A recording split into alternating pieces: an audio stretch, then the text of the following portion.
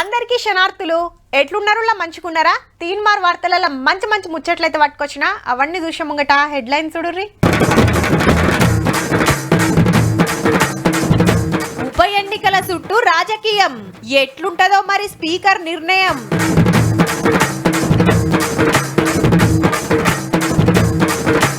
కూరల ఉప్పు లెక్కట ఎర్రన్నలు కానీ గెలుస్తలేరు ఏ ఎన్నికలు.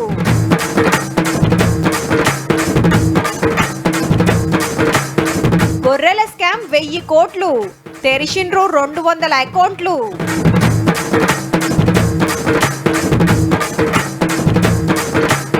శ్రీశైలం రాకముందుకే సీమకు ఆంధ్ర సూటు పెట్టింది కృష్ణా నీళ్లకు.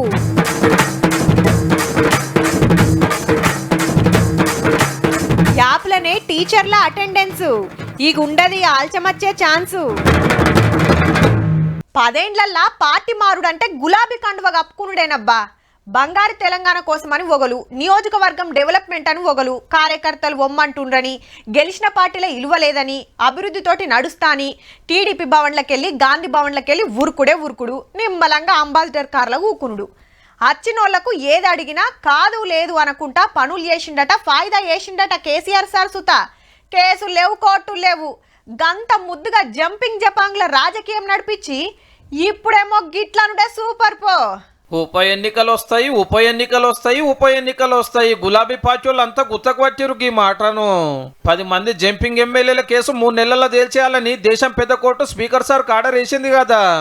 ఇక అందరినీ పదవులకెళ్ళి తీసేస్తారు, పక్కా ఎలక్షన్లు వస్తాయని ఆశతోటి ఉన్నారు కారోళ్ళు. 10 నియోజకవర్గాలలో మనోళ్ళంతా ఎలక్షన్ ప్రచారానికి తయారు కావాలని అవాజ్ కూడా ఇచ్చినట్టు వర్కింగ్ ప్రెసిడెంట్ రామన్ను.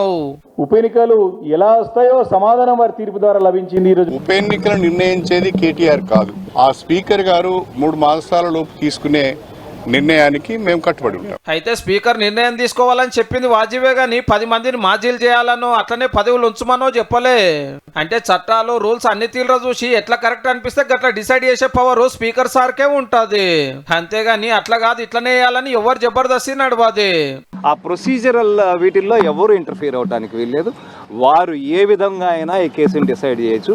ఇంకో డౌట్ ఏందంటే ఒకళ్ళ 3 నెలల స్పీకర్ సార్ ఏం తెలుసుకుంటే ఏంది, సీదా కోర్టే ఎమ్మెల్యేలను పదవులకెళ్ళి తీసేసే ఛాన్స్ ఉండదట. బీఆర్ఎస్ పార్టీ వాళ్ళు గట్ల పోతేనే లేగా పని మాది కాదు స్పీకర్ వేయాలి అన్నది బాజాప్తా. సీనియర్ వకీల్ సాబు BJP MP Raghunandan Rao sir ను మందలిస్తే అది అంత అల్కటి పని కాదు అనవట్టే. 3 నెలల తర్వాత స్పీకర్ గారు నిర్ణయం తీసుకోక ఎమ్మెల్యేలు మళ్ళీ సమయం కావాలని మళ్ళీ కోర్టుకు పోతే then again the episode comes to the first. కాబట్టి ఉప ఎన్నికలు అనేది it is too early to comment నా ఉద్దేశంలో. అయితే తెలంగాణ వచ్చినాక 2 మాటల బీఆర్ఎస్ పార్టీ పవర్ ఉండగా తాపకింత మంది Congress, TDP, YCP, BSP, CPI ఎమ్మెల్యేలను 40 మందికి మీదనే గుంజింది. కానీ ఒక్క ఎమ్మెల్యే పదవి పోలేదు, ఒక్క నియోజకవర్గంలో ఉప ఎన్నిక రాలేదు. మీదకెళ్ళి 2 మంత్రులు కూడా అయ్యిండ్రు. ఆ పార్టీలకు తీసుకుంటే లేని రూల్స్ ఆ పార్టీలకు వెళ్ళి బయటకు వస్తే ఎట్లుంటది అనేది కాంగ్రెస్ వాళ్ళ మాట. కాకుంటే వాళ్ళు ఇట్లా చిల్లర కాకుండా గంప గుత్త కింద 30 వంతు ఎమ్మెల్యేలను కాలు రేసుకొని ప్రతిపక్షాలను కథం చేసే కార్యం చేసిండ్రు. ఇప్పుడు అట్లా లేదు, 10 మందిని పట్టుకపోయే వరకు మా లెక్క అందరికందరు ఎత్తుకపోలేదు కాబట్టి మీకు జంపింగ్ రాజకీయం చేరాలేదు, పక్కా నడమంత్రం ఓట్లు వస్తాయి అంటారు అన్నట్టు. ఎవరు ఎన్ని ముచ్చట్లు చెప్పినా స్పీకర్ సార్ తీర్పే ఫైనల్. చూడాలి మరి ఎట్లా డిసైడ్ చేస్తాడో.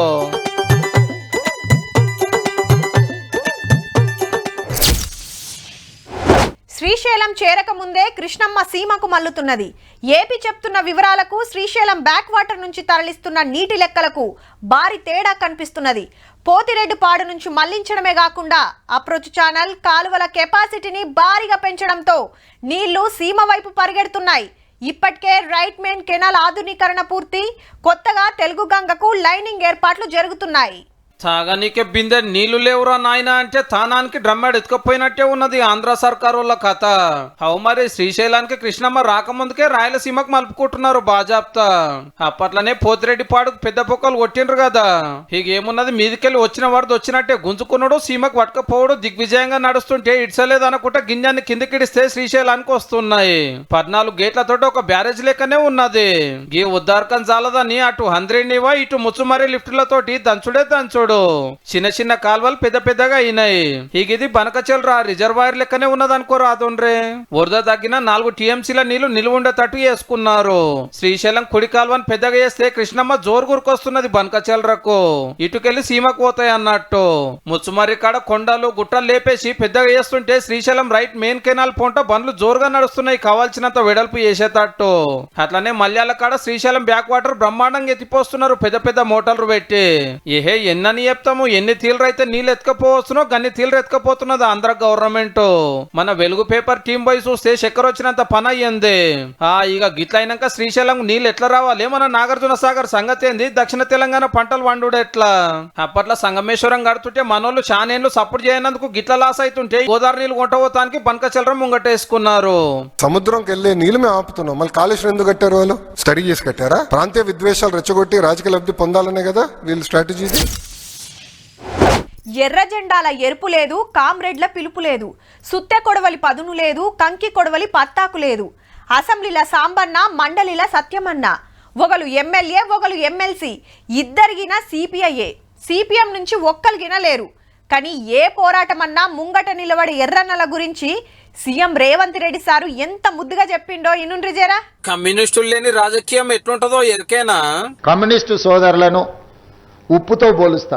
ఏ వంట ఏ మసాలాలు ఎన్ని పెట్టి వండినా ఉప్పు వేయకపోతే దానికి రుచి ఉండదు. అగనట ఇన్నేళ్ళు సూది పార్టీలు, దబడం పార్టీలు, తోక పార్టీలు అనిపించుకున్న వాళ్ళ గురించి ఈ సీఎం సార్ ఇంత గొప్పగా చెప్పే వరకు ఎర్రన్నల ఆనందం మత్తడు దుంకిందనుకో రాదుండ్రి.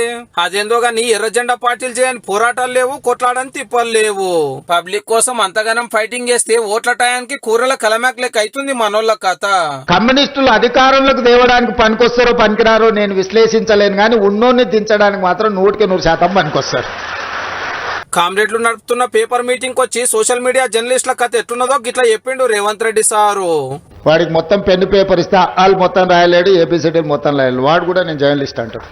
ఎక్కువ ఆవారగా రోడ్ల మీద తిరిగేటోడు, ఎక్కువగా తిట్లు వచ్చినోడు, ఏదంటే అది మాట్లాడేటోడే ఈరోజు జర్నలిస్ట్ అనే ముసుగు తోడుకొని సోషల్ మీడియాలో. నాకైతే అప్పుడప్పుడు అనిపిస్తుంది దిగిపోయి పల్ల చెంపలు వలగొట్టాలని. ఏం కాదు, మన పీరియడ్ టైంకి పోతామైతే. హలో సార్, నేను పగటి బువ్వ యాళ్ళకొస్తా. అబ్బా నాకు అర్జెంట్ పని ఉందబ్బా, గంట ముందే పోవాలి, జర నా క్లాస్ తీసుకోరాదు అని ఇష్టం వచ్చినట్టు వస్తారు పోతారు.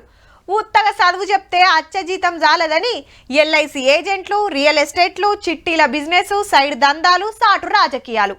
అట్లాని అందరేమో కాదుల్లో, కొందరంటే కొందరు. వాళ్ళు చేయబట్కే టీచర్లు అంటేనే ఇంతేరా అనే మాట రాబట్టే ఇక గట్ల అనుడు బంద్ చేయాల్సిందే. ఎందుకు అంటారా? ఇగో గిందుకు టిక్క ఫోటోలు దిగాలే, యాప్లకి ఎక్కియాలే. చదువులు చెప్పే సార్లు మేడాలంతా గిదే పని చేసిండ్రు. అలా హాజరేసుకునేది ఇండ్లనే. మళ్ళా మున్పు లెక్క రిజిస్టర్ల సంతకం పెడితే నడవదని సర్కారోళ్ళు కొత్త రూల్ తెచ్చిండ్రు. సపరేట్ యాప్ తయారు చేస్తే టీచర్లంతా డౌన్లోడ్ చేసుకున్నారు ఫోన్లా.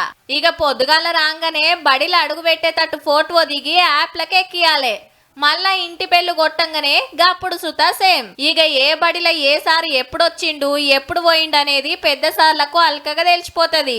డేటు టైం అంతా పడుతుందాయే. మళ్ళా ఎవరైనా సరే ఇన్ టైంలో స్కూల్ కు చేరడం అనేది దీని వల్ల సాధ్యమవుతుంది. దుమ్మాలు కొట్టుడాలు, ఎక్కడైనా వెళ్ళిపోయి కూడా వచ్చి సంతకాలు పెట్టుడాలంటే అస్సలు జరగవనండి. నిన్నటిదాకా పిల్లలకే ఉండే గిట్ల టెక్నాలజీతోనే అటెండెన్స్ తీసుకున్నాడు. ఆగో మరి సార్లకెందుకో పెట్టరు. కొందరు ఆల్చంగా వస్తారు, ముందే పోతారు, పట్టించుకునేటోళ్లే లేరు. బరాబర్ జీతాలు తీసుకొని బరాబర్ డ్యూటీలు ఎందుకు చేయరని ఎప్పటికాంచెలో నడుస్తుంది. అందుకే టీచర్లకు గీ రూల్ పెట్టిండ్రన్నట్టు. కానీ సిగ్నల్ తావు మంచిగా చూసుకోండి సార్లు. ఆడొస్తలేదు ఈడొస్తలేదని అటు ఇటు తిరిగి లేట్ చేస్తారా అంటే మీరు బడికి సుతా లేట్ వచ్చినట్టే అవుతుంది. మళ్ళా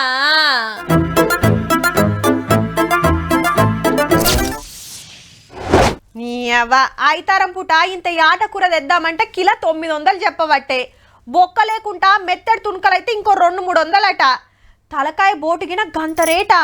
ఊకూకెగా చికెన్ ఏం తింటాం, ఇంత మటన్ తిందామంటే మానాసంటలకు అందేటట్టు లేదు అంటుంటారు. కానీ అప్పట్లో వంచినమని చెప్పిన గొర్రెలుంటేనా ఏ ఊర్లో చూసినా మందలే అగవాడు, కూర మస్తు అగవకచ్చు.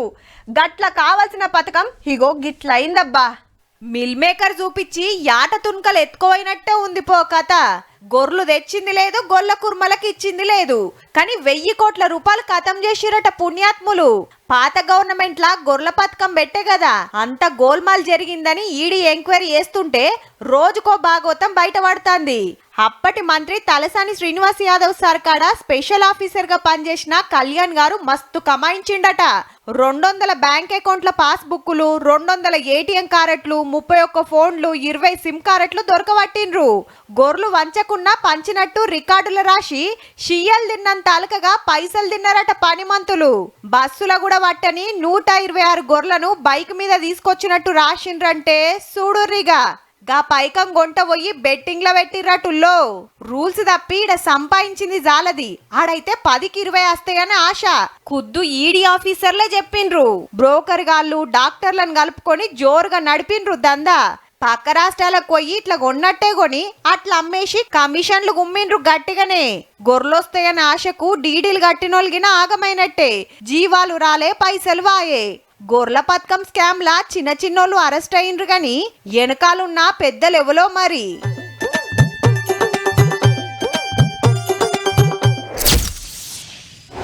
పట్నంలో అంటే ఇంటి కిరాయిలు కట్టాలి, కానీ ఊర్లల్లో చాలా మందికి గా తిప్పలు ఉండయి. ఒకళ్ళ కిరాయికున్నా తక్కువనే ఉంటది. ఈడ 20-30 కిలోమీటర్లు బండి పెట్రోల్ పోసుకొని ఆఫీసులకు రావాలి. ఆడైతే వ్యవసాయం పనులు లేదంటే టౌన్కి వచ్చి సొంత దందాలు. ఎక్కువ దూరం పోవాల్సిన పనే లేదు. ఈడ సగులం కొనాల్సిందే, కానీ ఆడ కొన్ని పుక్కట్లనే దొరుకుతాయి. ఇట్లా ఎండ్ల చూసుకున్నా ఊర్లల్లో అగ్వలు వెళ్ళిపోతుంది అనుకుంటాం, కానీ పల్లెటూర్లో ఏముంటది అనుకోకుండ్రి జరా. ఖర్చుల పట్టణానికి పోటీ ఇస్తున్నారు. మళ్ళా 176 కుటుంబాలు తగ్గేదేలే అంటున్నాయట. మా ఇంట్లో ఏమేం తెచ్చుకుంటున్నామని మీరు వచ్చి చూసినారు అనేరు. దేశంలో వ్యవసాయం ఊర్ల డెవలప్మెంట్ అరుచుకునే నాబార్డ్ అనే బ్యాంక్ వాళ్ళే సర్వే చేసి చెప్పిండ్రు. ఇంట్లకు తెచ్చే ఉప్పు పప్పుల కాంచెల్లి తిండి తిప్పలు, బట్టబాతలు, పోరల బడి ఫీజులు, ప్రయాణం ఖర్చులు, పండుగలు, పబ్బాలు అన్నిట్లా మున్పటి కంటే ఓ 10 రూపాయలు ఎక్కువనే తీస్తున్నారట జేబులకెళ్ళి. ఆమ్దాన్ ఉంటేనేగా ఇంతో అంతో పెట్టేది. కావచ్చు కూడా పేరుకు పల్లెటూరైనా గల్లీ గల్లీకి బంగ్లాలు, గోడపలక టీవీలు, స్మార్ట్ ఫోన్లు, ఫ్రిడ్జ్లు, వాషింగ్ మిషన్లు, బైకు, పైకముంటే కారు. ఆన్లైన్ షాపింగ్ లదిగిన జోరే ఉన్నది. ఇక పండుగలు దావత్లకైతే గొర్రెల మందలు గోషుడు, కాటన్ల మందు దింపుడు, బయటికి పంపి పోరలను చదివిచ్చుడు, మంచి సంబంధాలు దేవులాడు, లగ్గాలు చేసుడు నడుస్తుందట. అనొద్దుగాని నలుగుట్ల ఇలువ ఉండాలని కొందరు ఎచ్చులగ్గిన పోతున్నట్టుల్లా. మరి అంతిట్లా ఖర్చు పెట్టుడేనా? 10వ పరకు ఏమన్నా ఎన్కేసేది ఉందా అంటారా? 120 కుటుంబాలు మాత్రమే ఖర్చులు తక్కువ పెట్టి ఎక్కువ దాచుకుంటున్నాయట. సేట్ల కాడ మిత్తిలకు అప్పులు తెచ్చుడు బంద్ పెట్టి బ్యాంకుల లోన్లు తీసుకుంటున్నట తక్కువలో దొరుకుతుందని. మా ఏరియాల గిట్లుంది, మా ఊర్ల గట్లుంది, మీరేమో గిట్ల చెప్తారేంది అనేరు. నాబార్డు సంఘ పోలే రిపోర్ట్ ఇచ్చిండ్రు, మేం చెప్తున్నాము గంతే.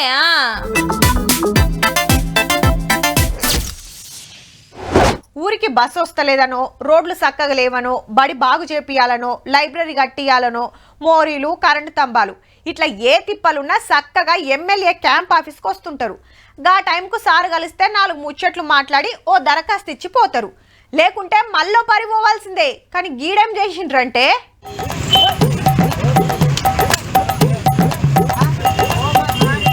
ఇదెక్కడి కథరో.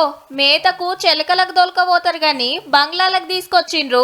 మంచిగా గార్డెన్ లా పచ్చటి గడ్డి మేస్తున్నాయి. ఇంతకు ఏడనుకుంటున్నారు? భూపాలపల్లి ఎమ్మెల్యే క్యాంప్ ఆఫీస్ లా. స్కూల్ దారాని స్కూల్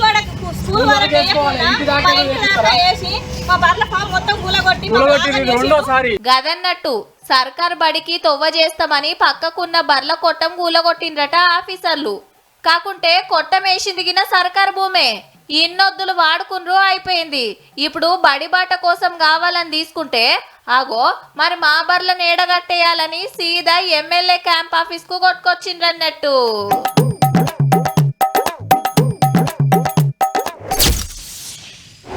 కొందరి ఇండ్లల్లా మూలకు మొత్తం గవ్వే సీసలు కనబడుతుంటాయి. గిట్లనే దావతులు పండుగలైతే కీసలన్నేరి పక్కకు పెడతారు. పాతింప సామానోళ్ళు వస్తే గాయనకిచ్చి చిల్లర పైసలో, బఠానీలో, ఉల్లిగడ్డలో తీసుకునేది. ఇక కొందరుంటారు కీసలతోటే కోటరు కొనుక్కునేంత జమ చేస్తారట. అయితే కేరళ మందు దుకాణాల కాడ కొత్త కండిషన్ పెట్టిండ్రులో ఏ బాటల్ కొన్నా ఏ బ్రాండ్ కొన్నా దాని మీద 20 రూపాయలు డిపాజిట్ చేయాలి. అంటే బాటల్ కు 1000 కట్టి మీదొక 20. అగో గదేంది ఆ పైసలతోటి మంచినీళ్ళ పాకెట్ గిలాసా దోశ చుడు వస్తది అంటారా? వాజివే కానీ సీసా కాల్ చేసి మళ్ళా తీసుకొచ్చేస్తే మన 20 మనకి ఇస్తారన్నట్టు. మరి మనోళ్ళ కథ ఎట్లుంటది? బాటల్ లేవట్టాలే కథంగానే వారేయాలి. రెమ్మెక్కువ అయితే పలగొడతారు కూడా. రోడ్ల పొంట చెత్త కుప్పలల్లా ఏడవర్తాడేస్తే మంచిగా అనిపిస్తలేదట. కేరళలో ఏడాదికి 70 కోట్ల మందు సీసాలు అమ్ముతుంటే 15 కోట్ల సీసాలు వాపసే వస్తలేవట. గవి కరగబోసి మళ్ళా కొత్తవి చేస్తారాయే. కొందరు ఏడ వాడేస్తే ఆడనే ఉంటాయి. గట్ల వేస్ట్ చేసుడెందుకని ఈ ఉపాయం చేసిరట. ముందే పైసలు డిపాజిట్ చేపించుకుంటే పక్క వాపస్ తెచ్చిస్తారని మనోళ్ళు ఆపొచ్చానా. అయితే మాదో సలాసాలు ఖాళీ సీసా తెచ్చిస్తే 20 వాపస్ కాకుండా బాటల్కో పెగ్గు వస్తామని ఆఫర్ పెడతారంటే ఏరేటోళ్ళు వారేసినవి కూడా ఏరుకొచ్చి ఇచ్చుడు పక్క పో.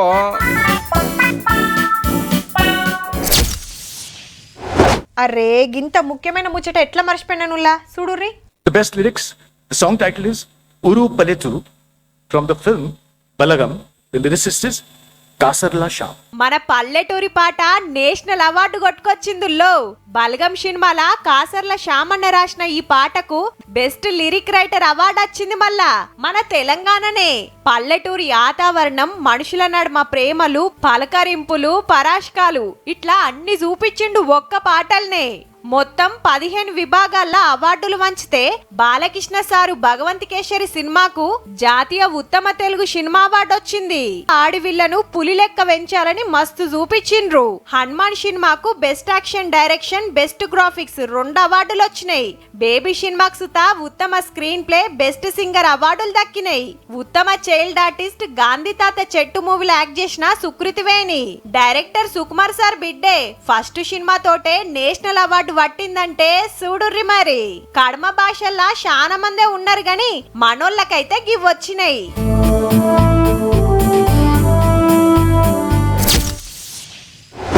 అప్పట్లా ఉష్కల అక్షరాలు దిద్దేదట, శుద్ధ ముక్కలతోటి రాసేదట. అటెనక చెక్క పలకలు బోర్డులు వచ్చినాయి. షెట్ల కింది చదువులు క్లాస్ రూమ్లకు పోయినాయి. బెంచీలు కుర్చీలు వచ్చినాయి. వొయ్యులు ముద్ర కొట్టి చదివించుడు, పాఠాలు చెప్పుడు, పరీక్షలు రాసుడు నడుస్తుంది. ఇప్పుడు పలక పక్కకు పెట్టి కంప్యూటర్ పాఠాలు చెప్తున్నారు. 2-3 ఏళ్లకో పారి చదువులు జరంతా మారుతున్నాయి. ఎప్పుడు గవ్వేనా అని గీళ్ళు కొత్తగా షురువు చేసిండ్రుల్లో.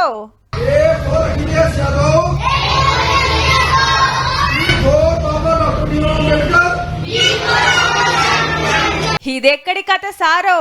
ఏ ఫర్ యాపిల్ కాదు Akhilesh Yadav, B for ball కాదు Baba Saheb Ambedkar, C for cat అని అంతటా నేర్పిస్తారు. కానీ ఇల్లు చూడుర్రి.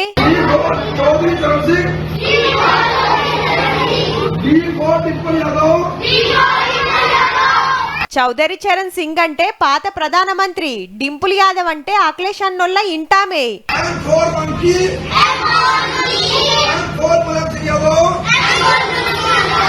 ములాయం సింగ్ యాదవ్ అంటే సమాజ్వాదీ పార్టీ పెట్టిన లీడర్, అఖిలేష్ సారోళ్ళ నాయన. గమ్మతుందిలే, ఉత్తరప్రదేశ్ లా మూతబడ్డ సర్కార్ బల్లను తెరిపించి గరీబుల పిల్లలకు ఫ్రీగా చెప్తాండ్రు ప్రతిపక్షం పాటోళ్ళు. ఇది మంచిగానే ఉన్నది గాని ఎస్పీ లీడర్ల పేర్లు, రాజకీయ పాఠాలేంది? పోరలకు గివ్వే నేర్పిస్తారా అని కడమోళ్ళంతా తలో దిక్కు అరుచుకుంటాన్రు.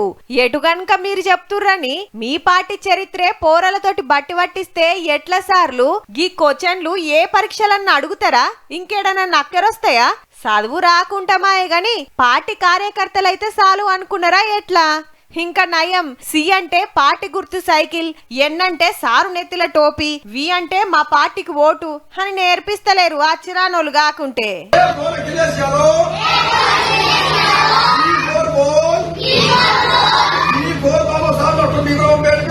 చూసిండ్రు కదా. ఇక ఇవుళ్ళ ఇయాల్టి తిన్మార్ ముచ్చట్లు ఉంటామల్లా. నమస్తే.